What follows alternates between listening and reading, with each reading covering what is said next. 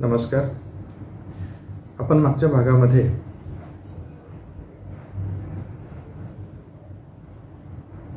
एकूणच आपली असणारी जी मूल्ये आहे या मूल्यांसंदर्भात माहिती बघत होतो आणि त्यात प्रामुख्याने वैज्ञानिक दृष्टिकोन, सर्वधर्म सहिष्णुता, सौजन्यशीलता इथपर्यंत मूल्य बघितली. सर्वांच्या प्रती असणारा आदरभाव वागण्यामध्ये, बोलण्यामध्ये, विनम्रता, आदरयुक्त अभिवादन करणं, अभिवादनाचा स्वीकार करणं आणि इतरांना प्रोत्साहन देणं हे एक महत्त्वाचं मूल्य मानवाच्या जीवनामध्ये, की ज्या मूल्यामुळे व्यक्तीला एक वेगळ्या प्रकारचा दर्जा किंवा व्यक्तीकडे बघण्याचा एक वेगळ्या प्रकारचा दृष्टिकोन तयार होतो. त्यानंतरची दोन मूल्य आपण बघणार आहोत आणि त्या मूल्यामध्ये एक मूल्य आहे राष्ट्रभक्ती आणि दुसरं आहे राष्ट्रीय एकात्मता. राष्ट्रभक्तीचा आपण जेव्हा विचार करतो तेव्हा देशभक्तांच्या चारित्र्याचा अभ्यास करणं, राष्ट्राविषयी ज्यांनी ज्यांनी योगदान दिलेलं आहे, स्वातंत्र्य मिळण्यासाठी ज्यांनी ज्यांनी योगदान दिलेलं आहे, त्याग केलेला आहे, या सर्व देशभक्तांच्या विषयी त्यांच्या चारित्र्याचा अभ्यास केला तर आपल्याला त्यांच्या जीवनामध्ये असणारे जे पैलू आहे, त्यागाचे, समर्पणाचे, आदरभावाचे, ते पैलू आपल्या लक्षामध्ये येतात. भारतीय संविधानाबद्दल आदर करणे, जगाच्या पाठीवर मोठा लोकशाही प्रधान देश म्हणून भारत देशाकडे बघितलं जातं आणि या भारत देशाकडे मोठा लोकशाही प्रधान देश म्हणून बघत असताना काय असेल या देशाचं महत्त्व, तर भारताला असणारी जी भारतीय संविधान आहे त्यामध्ये असणारी कलमं, त्यामध्ये असणारे परिशिष्ट, ते व्यक्तीला एक बंधनामध्ये ठेवतात. स्वातंत्र्य, समता, न्याय आणि बंधुता ही तत्त्व जी आहेत, ही तत्त्व समाजामध्ये समानता निर्माण करण्याचा प्रयत्न करतात. 15 ऑगस्ट आणि 26 जानेवारी हे तर आपल्यासाठी मोठे राष्ट्रीय सण आहे आणि या दोन सणांचा विचार करताना अगदी लहान मुलांपासून तर ज्येष्ठ श्रेष्ठांपर्यंत प्रत्येकाला या 2 दिवसांच्या विषयी आदर असतो आणि एक वेगळ्या प्रकारची मानसिकता, एक वेगळ्या प्रकारची भावना तयार झालेली आपल्याला दिसून येते. राष्ट्राची काही प्रतीकं आहेत, राष्ट्राची काही मानचिन्ह आहे, या सगळ्यांचा आदर करणं हे राष्ट्रभक्तीमध्ये येतं. त्याचबरोबर राष्ट्रगीताचं गायन आणि या राष्ट्रगीतामधून होणारा जो बोध आहे, हा बोध आपण अंगीकारला पाहिजे. परंतु बऱ्याच वेळा असं होतं की फक्त 15 ऑगस्ट, फक्त 26 जानेवारी या दिवशीच फक्त देशप्रेम आणि इतर दिवशी आपण देशप्रेम व्यक्त करायचं नाही, असं न होता तो आपल्या एक नित्याचा भाग झाला पाहिजे. भारतीय संविधानाचा विचार करत असताना मला असं वाटतं की या संविधानातल्या प्रमुख बाबी ह्या सगळ्यांना माहीत असल्या पाहिजे. जसं आपण धार्मिक ग्रंथांचं वाचन करतो, धार्मिक ग्रंथ आपण समजावून घेण्याचा प्रयत्न करतो, त्यातली काही मूल्य आपल्या जीवनामध्ये उतरवण्याचा प्रयत्न करतो आणि ते आपल्याला आदर्श असतात. असं संविधान समजावून घेतलं पाहिजे, त्याची कलमं, त्यामध्ये असणारी परिशिष्ट आणि ती आपल्या दैनंदिन जीवनामध्ये आपल्या जीवनाचा एक अविभाज्य भाग कसा बनतील याच्याकडे आपण लक्ष दिलं पाहिजे. जसं आपण धर्मग्रंथांचं पारायण करतो असं या संविधानाचं जर पारायण केलं तर खऱ्या अर्थाने न्याय, स्वातंत्र्य, समता, बंधुता ही तत्त्व आपल्यामध्ये येतील. आपल्यामध्ये ही तत्त्व एकदा आली की मग दुसरा नाही, तोही माझाच आहे. त्याचं आणि माझं काय नातं आहे, तर त्याचं आणि माझं नातं हे बंधुत्वाचं आहे. आम्ही एका देशामध्ये राहतो, ही समानता व्यक्तीमध्ये निर्माण झाली पाहिजे. राष्ट्रगीताची सक्ती करण्यापेक्षा ते उपजत मला वाटलं पाहिजे की हा माझ्या जीवनाचा एक अविभाज्य भाग आहे आणि त्यातून राष्ट्रभक्ती वाढीस लागते. या राष्ट्रभक्तीसाठी कोणाचा सहभाग महत्त्वाचा आहे तर सगळ्यांचा सहभाग महत्त्वाचा आहे. सामान्य माणसापासून तर अतिउच्च माणसापर्यंत किंवा या देशामध्ये राहणाऱ्या प्रत्येक व्यक्तीचा तो एक मूलभूत कर्तव्य आपण ज्याला म्हणू ते कर्तव्य आहे. ते पाळणं, ते सांभाळणं महत्त्वाचं आहे. आपल्या देशाचं एक वैशिष्ट्य आहे आणि त्यामध्ये विविधतेमध्ये एकता आहे. अनेक जाती, धर्म, पंथ, वंश, आर्थिक परिस्थिती, स्त्री, पुरुष हे सगळे असताना सुद्धा सगळे गुण्या गोविंदाने नांदतात. आणि हे काय आहे तर हे राष्ट्रीय एकात्मतेचं एक उत्कृष्ट उदाहरण किंवा एक चांगल्या प्रकारचं प्रतीक आहे. भारतामध्ये अनेक धर्माचे लोक राहतात, अनेक जातीचे, अनेक पंथांचे लोक राहतात. प्रत्येक राज्यामध्ये, राज्याच्या वेगवेगळ्या भागांमध्ये एक 20 किलोमीटर गेलं की आपली भाषा बदलते, पोशाखामध्ये बदल होतो, आहाराच्या विहाराच्या पद्धती वेगळ्या असतात, सणवार साजरे करणं हा एक वेगळा प्रकार असतो आणि प्रत्येकाची जीवन पद्धती ही वेगळी असते. पण ही जीवन पद्धती वेगळी असताना सुद्धा आम्ही भारतीय या एका तत्वाने सर्वजण गुण्यागोविंदाने राहतात आणि त्यातून एक राष्ट्रीय एकात्मता आपल्याला दिसते. मग ह्या राष्ट्रीय एकात्मतेचं मूळ तत्व काय तर आपल्या राष्ट्राची अस्मिता राखणे, आपल्या राष्ट्राचं मोठेपण राखणे. आणि हे मोठेपण कशाच्या माध्यमातून राखता येईल तर ते आपल्याला सौजन्यशीलतेच्या माध्यमातून राखता येईल. जर कृतज्ञता असेल, नम्रभाव असेल, सौजन्यशीलता असेल, दुसऱ्याप्रती काही देणं असेल, समर्पणाचा भाव असेल, त्यागाचा भाव असेल तर माझा भारत देश हा जेव्हा भाव निर्माण होतो आणि ह्या भारत देशामध्ये मी राहतो असा जेव्हा भाव निर्माण होतो तेव्हा आपल्याला राष्ट्रीय एकात्मता राखण्यास मदत होईल. माझ्या देशाच्या संरक्षणाची जबाबदारी माझी आहे, माझ्या देशाच्या संवर्धनाची जबाबदारी सुद्धा माझी आहे.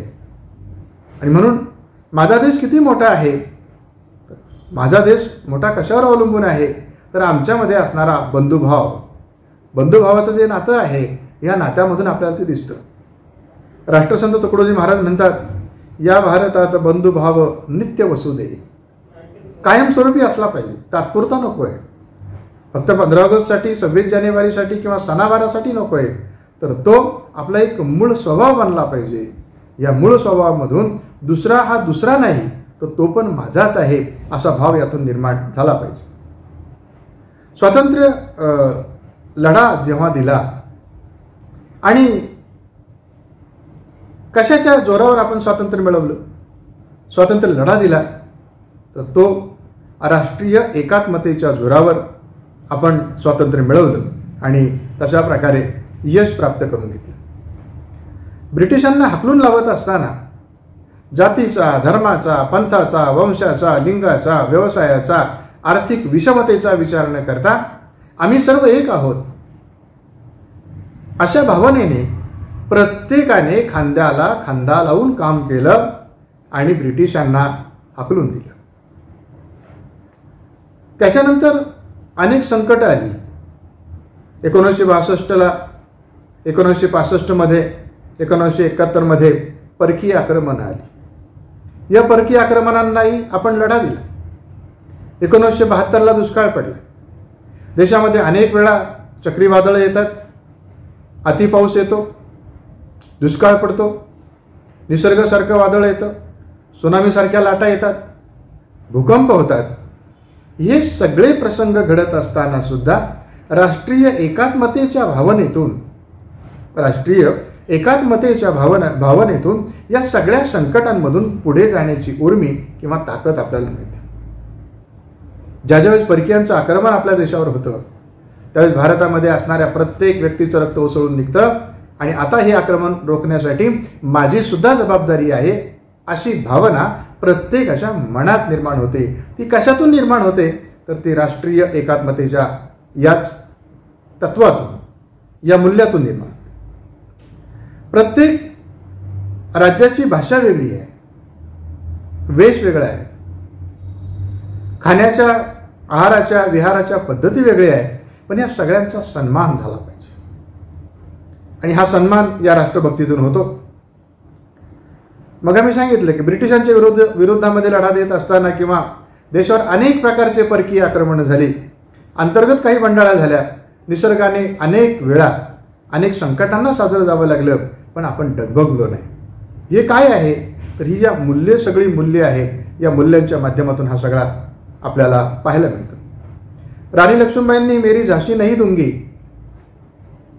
अशा प्रकारे नारा दिला होता. नेताजी सुभाषचंद्र बोस, तुम मुझे खून दो मैं तुम्हें आज़ादी दूंगा. किती मोठी ताकद त्यांच्या याच्यामध्ये होते. करेंगे या मरेंगे महात्मा गांधींनी म्हटलं होतं.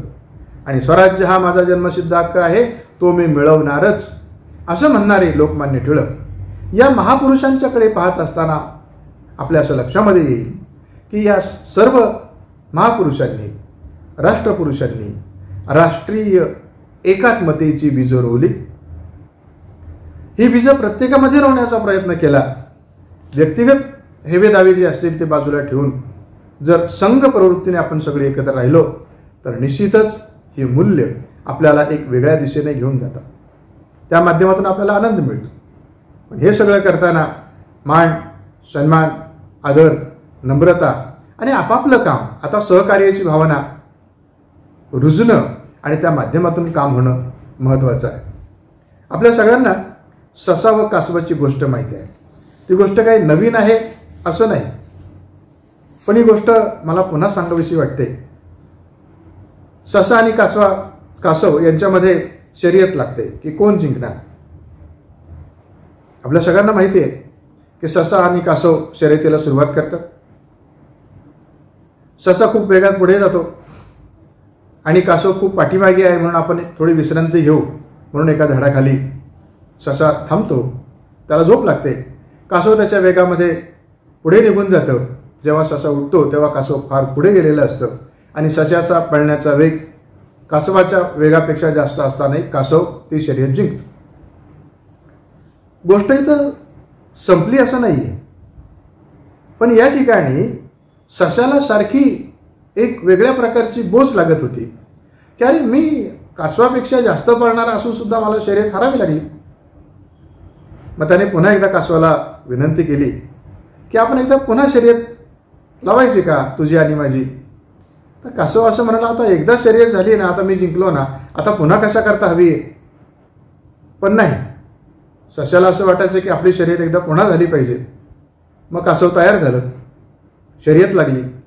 दोघांनी शर्यतीला सुरुवात केली आणि मग कासवाची गती जास्त असल्यामुळे कासव ती शर्यत जिंकलं. आता ती शर्यत सशाच्या मार्फत जिंकण्यात आली, म्हणजे ससा ती शर्यत जिंकला. परंतु आता पुन्हा कासवाला असं वाटलं की सुरुवातीला मी शर्यत जिंकलो होतो तरी सशाने शर्यत लावली आणि ससा जिंकला. मग पुन्हा याची बोच जी होती ती कासवाला लागली आणि कासव असं म्हणाल की आपण पुन्हा एकदा शर्यत लावू. सशाला माहीत होतं की मी हरणार नाही, किती वेळा शर्यत लावू द्या. पण कासवाने सशाला सांगितलं, आता जो मार्ग आहे शर्यतीचा तो मी ठरवणार. सशाला असं वाटलं कुठलाही मार्ग ठरवू द्या, माझा वेग जास्त आहे, मी जिंकणार. सशाने होकार दिला. कासवाने मार्ग सांगितला. शर्यतीला सुरुवात झाली. ससा पुढे गेला, अतिशय वेगात पुढे गेला आणि पुढे गेला तर खूप मोठी नदी आडवी आली. तोपर्यंत कासव पाठी पाहून तिथपर्यंत पोचलं, पाण्यातून पोहून गेलं, पलीकडे गेलं आणि मग ती शर्यत मात्र कासवाने पुन्हा जिंकली. आता ही शर्यत जिंकल्यानंतर पुन्हा ते दोघे एकत्र आले आणि त्या दोघांनी असं ठरवलं की आता आपण ही शर्यत जिंकायची हारायची यापेक्षा आपण एक काम करूया, आपण सगळे दोघंही संघ भावनेने राहूया. शर्यत आपण दोघांनी मिळून जिंकायची. मग ज्यावेळेस नदी येईल त्यावेळेस ससा कासवाच्या पाठीवर बसेल, जेव्हा जमीन येईल वेगात चालायचं असेल तेव्हा कासव सशाच्या पाठीवर बसेल आणि अशा पद्धतीने आपण ही शर्यत जिंकू. म्हणजे काय तर सहकार्याची भावना जर निर्माण झाली तर आपल्याला कोणत्याही प्रकारचं कार्य करता येतं. असे ही सगळी मूल्य जी आहे या मूल्यामधून आपल्याला या बाबींचा उलगडा होतो. या मूल्यानंतर अजून आपण पुढे काही मूल्य बघणार आहोत. स्प्रेंजर नावाचे शास्त्रज्ञ जे आहे त्यांनी काही मूल्य सांगितली आणि ही मूल्य जीवनामध्ये कशा प्रकारची उपयोगात येतात ते आता आपण एक एक बघणार आहोत. त्यांचं पहिलं मूल्य आहे सैद्धांतिक मूल्य, ज्याला थेरॅटिकल व्हॅल्यू असं म्हणतो. सैद्धांतिक मूल्य हे काय आहे? ही सगळी मूल्य प्रत्येक व्यक्तीमध्ये असतात, कमी जास्त प्रमाणामध्ये ती असतात, पण ती मूल्य जर विकसित करण्याचा प्रयत्न केला तर ती मूल्य विकसित होतात आणि मग त्या मूल्यामुळे त्या व्यक्तीचं त्या मूल्याशी आधारित एक स्वतंत्र व्यक्तिमत्व तयार होतं. या मूल्यामध्ये काय आहे? सैद्धांतिक मूल्यामध्ये, या सैद्धांतिक मूल्यामध्ये सत्याचा शोध घेतला जातो. नेमकं सत्य काय आहे आणि या सत्याच्या शोधामध्ये नाविन्यपूर्णता काय आहे, नवनिर्मिती काय आहे याचाही शोध घेतला जातो. मग त्यामध्ये साहित्यिक आहे, लेखक आहे, समाजसुधारक आहे. न्यूटनच्या अगोदर अनेक लोकांनी पाहिलं होतं की झाडावर असणारं फळ खाली पडतं, वरती फेकलेला दगड खालीच पडतो. पण हे का पडतं, का हा प्रश्न न्यूटनला पडला आणि का मधून एक नवीन शोध न्यूटनला लागला. हे काय आहे? हे न्यूटनचं असणारं सैद्धांतिक मूल्य आहे. समाजसुधारक आहे. समाजसुधारकांनी समाजाच्या कल्याणासाठी आपलं आयुष्य वेचलं. त्यांचं जीवन जे आहे ते जीवन त्यांचा एक सिद्धांत ठरला आणि या सिद्धांताच्या माध्यमातून जर परिवर्तन करायचं असेल तर या सैद्धांतिक मूल्याला महत्त्व दिलं पाहिजे, सत्याचा शोध घेतला पाहिजे. या भावनेतून समाजसुधारकांनी काम केलं. शिक्षण क्षेत्रामध्ये आपण जर विचार केला, छत्रपती शाहू महाराज, महात्मा ज्योतिराव फुले, सावित्रीबाई फुले, रयत शिक्षण संस्थेचे कर्मवीर भाऊराव पाटील, या सर्व समाजधुरीणांनी शिक्षणाशिवाय उपाय नाही, शिक्षणाशिवाय पर्याय नाही, समाजाला बदलायचं असेल तर शिक्षण दिलं पाहिजे. शिक्षण हे अशा प्रकारचा अर्क आहे की त्या अर्कामधून, त्या अर्काच्यामुळे समाज बदलतो, त्याची विचारधारा बदलते आणि हाच सगळा वारसा घेऊन 1914 मध्ये मराठा विद्याप्रसारक संस्थेची स्थापना झाली. या संस्थेच्या माध्यमातून कर्मवीर रावसाहेब थोरात, कर्मवीर भाऊसाहेब हिरे, कर्मवीर अण्णासाहेब मुरकुटे, कर्मवीर गणपतदादा मोरे, कर्मवीर डी आर भोसले या कर्मवीरांनी संस्थेची मुहूर्तमेढ केली. आणि मग नंतरच्या काळामध्ये पुन्हा हे काम असं सातत्याने सुरू ठेवण्याचं काम कर्मवीर ॲडव्होकेट बाबूराव ठाकरे, कर्मवीर विठ्ठलराव हंडे, कर्मवीर डॉक्टर वसंतराव पवार या समाजधोरणांनी ही ज्ञानाची जी गंगा आहे ही अखंडपणे पुढे घेऊन गेली.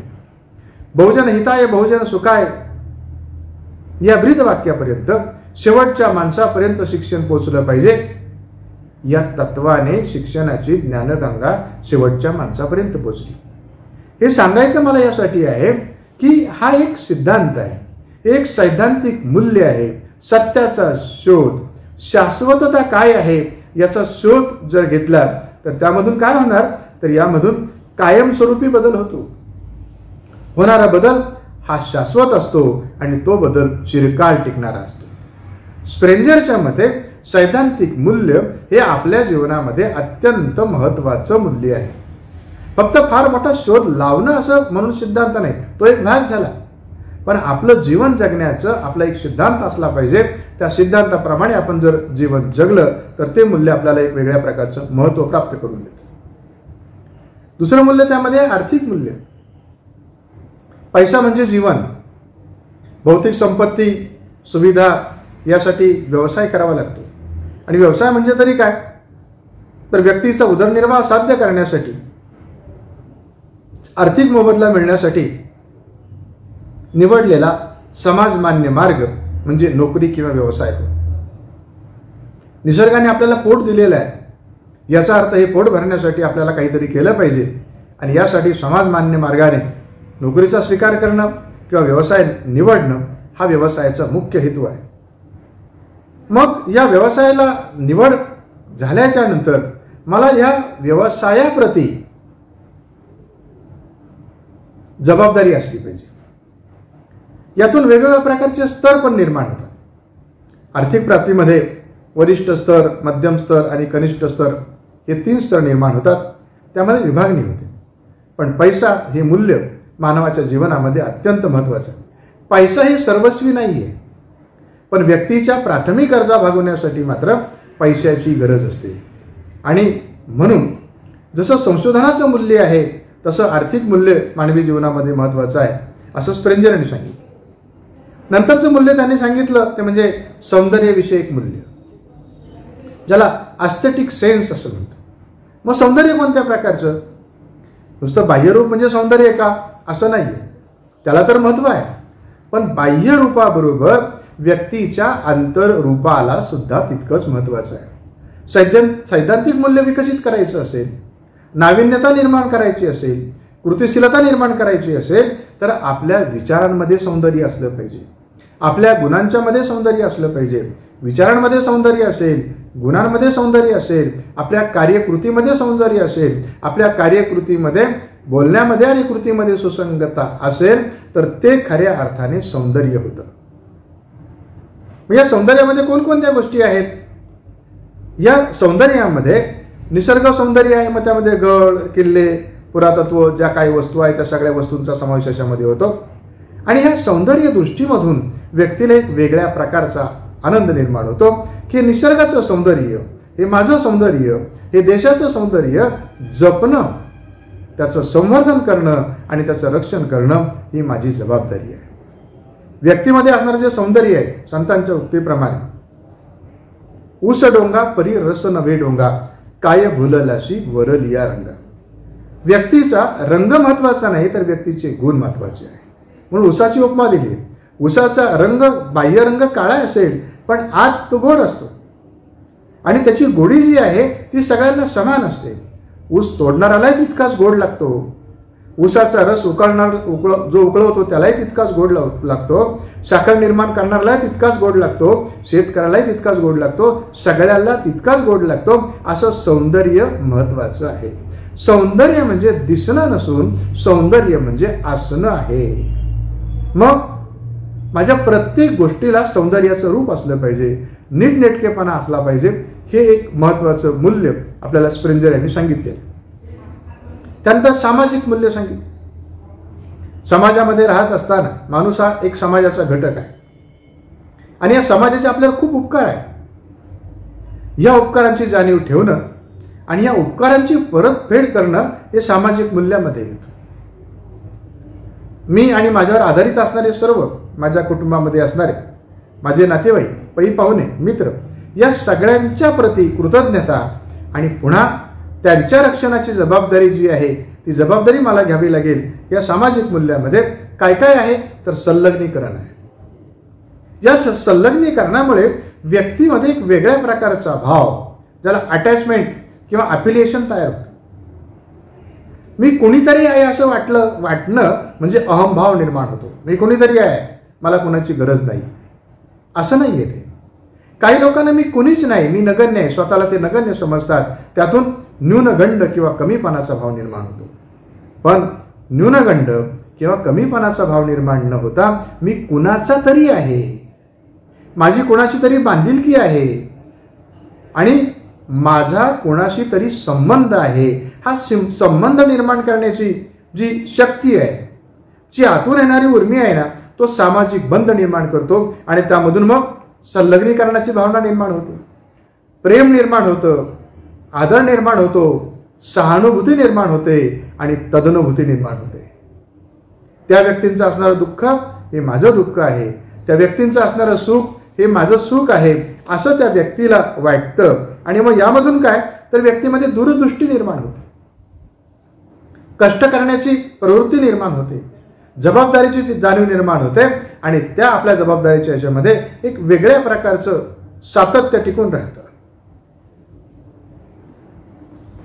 सामाजिक काही निकष असतात. आपण जेव्हा समाजामध्ये राहतो तेव्हा जन्माच्या अगोदर आणि मृत्यूनंतर अनेक विधी किंवा अनेक संस्कार जे असतात ना ते समाजामार्फत केले जातात. म्हणून मी समाजाचा एक घटक आहे. माणूस समाजाशिवाय जगू शकत नाही. आणि मग समाजामध्ये जगत असताना समाजाच्या काही रूढी, परंपरा, नीती, नियम, मानदंड, मूल्य असतात ते पाळावे लागतात. विज्ञानाच्या युगामध्ये कधी कधी ती मूल्य किंवा त्यांच्या चालीरीती आपल्याला नकोशा वाटतात किंवा त्यात काही अर्थ नाही असं वाटतं, परंतु काळाच्या नुरूप त्या तशा बरोबर होत्या.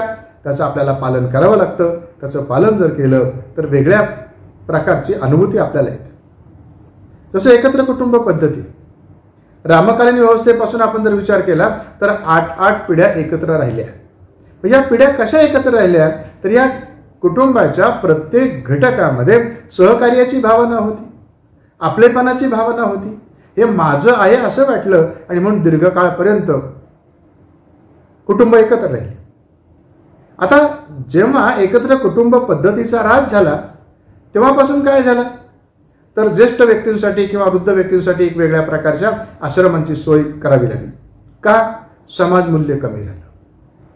या ज्येष्ठांसाठी एक वेगळा आश्रम करण्यापेक्षा, त्यांना वृद्धाश्रम बनवण्यापेक्षा या समाज मूल्याच्या माध्यमातून माझं घर हाच एक आश्रम असेल आणि या आश्रमामध्ये सगळेच गुण्या गोविंदाने राहतील अशा प्रकारचा भाव निर्माण करणं आणि निर्माण होणं ते या सामाजिक मूल्यामध्ये येतं. ही माझी एक नैतिक जबाबदारी आहे, माझी एक सामाजिक जबाबदारी आहे. माझं ते एक रक्ताचं नातं आहे. माझ्या आईवडिलांनी मला जन्माला घातलं, मला मोठं केलं. आता मला सुद्धा माझ्या आईवडिलांना सांभाळायचं आहे, त्यांची काळजी घ्यायची आहे. हा भाव या सामाजिक मूल्यामधून निर्माण होतो. राजकीय मूल्य आहे. आता राजकीय मूल्याकडे आपण जेव्हा बघतो त्यावेळेस असं लक्षामध्ये येतं की या राजकीय मूल्यामध्ये वेगवेगळ्या प्रकारच्या संकल्पना आहे, काही गैरसमज आहे. म्हणजे बळाला महत्त्व दिलं जातं का? बळाच्या जोरावर निवडून येतो का माणूस? पैशाच्या जोरावर माणसाला राजकीय मूल्य प्राप्त होतं का? किंवा इतरांना छाप पाडणं असं काही आहे का? हा जर एक भाग किंवा त्या भागाकडे आपण बघतो. पण राजकीय मूल्यामध्ये तसं नाही आहे. ज्याला आपण नेता असं म्हणतो, नेतृत्व असं म्हणतो, की नेता कसा असला पाहिजे की एक विशिष्ट प्रकारची दूरदृष्टी निर्माण करून, ध्येय ठरवून, हे ध्येय प्राप्त करण्यासाठी स्वतः आणि या सगळ्या इतरांना घेऊन जाणं, ते ध्येय प्राप्त करणं तो नेता. तो पुढे जातो आणि इतरांनाही पुढे घेऊन जाण्याचं काम करतो. म्हणून या राजकीय मूल्यामध्ये कोणकोणत्या प्रकारचे गुण या नेत्यामध्ये असले पाहिजे तर नेता बुद्धिमान असला पाहिजे, नेता निर्णयक्षम असला पाहिजे, नेत्यामध्ये धैर्य असलं पाहिजे, यश आणि अपयशाची फार काळजी करता कामा नये आणि सर्वांना बरोबर घेऊन जाणं, अशा प्रकारचे गुण या नेत्यामध्ये असले की मग दूरदृष्टी, कष्ट करणं, त्यामध्ये सातत्य आणि त्यातून एक सामाजिक प्रभाव निर्माण होतो. हा समाज माझा आहे, या समाजाची सुखदुःख माझी आहेत आणि ही सुखदुःख कमी करणं, समाजामध्ये निर्माण होणाऱ्या ज्या काही समस्या आहेत या सर्व समस्या सोडवणं, समाज हित जोपासणं, हे प्रमुख कार्य या राजकीय मूल्यामध्ये येतं. आपण प्रत्येकजण या राजकीय मूल्याचा एक भाग आहोत. आपण जेव्हा मतदान करतो आणि व्यक्तीला आपला प्रतिनिधी म्हणून निवडून देतो तेव्हा ती व्यक्ती आपलं प्रतिनिधित्व करते. म्हणून राजकीय मूल्यामध्ये एक वेगळ्या प्रकारचा भाव निर्माण होतो आणि त्या व्यक्तीचं अस्तित्व समाजाला एक विशिष्ट पद्धतीने घेऊन जातं. स्पेन्सरने शेवटचं एक मूल्य सांगितलं आहे ते म्हणजे धार्मिक मूल्य, ज्याला रिलिजियस व्हॅल्यू असं म्हणतो. या धार्मिक मूल्यामध्ये काय आहे तर व्यक्ती स्वतःचा शोध घेण्याचा प्रयत्न करते. बऱ्याच वेळा असं घडतं की म्हणजे आपल्या जीवनाच्या उत्तरार्धामध्ये, शेवटच्या भागामध्ये धार्मिकतेकडे माणूस झुकतो. का? आतापर्यंत जे काही केलं ते काही शाश्वत नव्हतं असं माणसाला वाटायला लागतं आणि आता मला धार्मिकतेची कास धरली पाहिजे. कारण माणसाला काही काळानंतर मला मृत्यू येणार आहे याची जाणीव होते. मृत्यू काय आहे? मोठं गूढ आहे. पण काही एक अशी घटना आहे की आपल्याला ह्या जगामध्ये राहता येणार नाही. या भूमिकेतून मग आध्यात्मिककडे किंवा धार्मिकतेकडे व्यक्ती जाते आणि त्यामध्ये स्वचा किंवा एक स्वतःचा शोध घेण्याचा प्रयत्न या माध्यमातून केला जातो. मग या स्वतःचा शोध घेत असताना आणि या गुढ जे मानवी जीवनामध्ये असणारी जी गुढ आहे, हे गुढ शोधण्याचा प्रयत्न व्यक्ती करतात. देर इज व्हेरियस पीपल की जे वेगवेगळ्या पद्धतीने या आध्यात्मिकतेचा किंवा धार्मिक मूल्यांचा वापर करत असतात. देव आहे नाही आपण या विचारामध्ये जाणार नाही, पण देवत्व निर्माण करणारी गुण व्यक्तीमध्ये आहे आणि ते गुण प्राप्त करण्याचा प्रयत्न व्यक्ती करते. कारण ह्या जीवनाच्या शेवटच्या भागामध्ये माझं आता सगळं काम संपलेलं आहे असं वाटून माणूस त्या निमित्ताने चांगलं वागायला लागतो आणि ते अत्यंत महत्त्वाचं मूल्य आहे. बऱ्याच वेळा व्यक्ती त्या भूमिकेमध्ये जाऊन, धार्मिकतेच्या भूमिकेमध्ये जाऊन त्या विचाराची तादात्म्य पावतात. आणि ही जी मूल्य आहे, ही मूल्य मानवी जीवनासाठी किती महत्त्वाची आहेत हे स्प्रेंजर यांनी सांगितलं. त्यात प्रामुख्याने सैद्धांतिक मूल्य, आर्थिक मूल्य, सौंदर्यविषयक मूल्य, सामाजिक मूल्य, राजकीय मूल्य आणि धार्मिक मूल्य या मूल्यांचा समावेश स्प्रेंजर यांनी केलेला आहे. ही मूल्य व्यक्तीमध्ये असतात आणि ही मूल्य विकसित करण्याचं काम जर केलं, त्या व्यक्तीमध्ये ती मूल्य जर निर्माण झाली तर निश्चितच मानवाच्या जीवनामध्ये ह्या मूल्यांना एक अनन्यसाधारण अशा प्रकारचं महत्त्व प्राप्त होतं. यानंतरच्या भागामध्ये आपण पुढे काही जी मूल्ये आहेत त्या मूल्यांचा पुन्हा विचार करू. तोपर्यंत थांबूया. नमस्कार.